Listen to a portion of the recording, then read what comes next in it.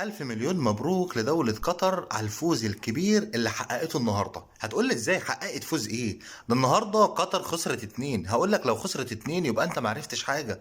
قطر كسبت كتير جدا جدا.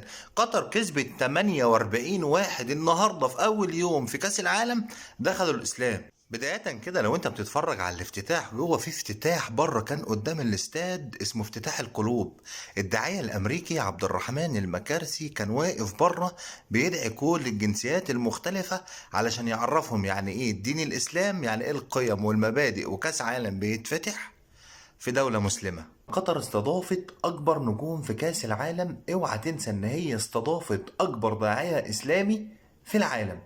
الداعية زاكر نايل هيقوم كل يوم بمحاضرات للجماهير اللي هتيجي الغير مسلمين طبعا، علشان يعرفهم يعني ايه دين إسلامي في دولة مسلمة بيتلعب عليها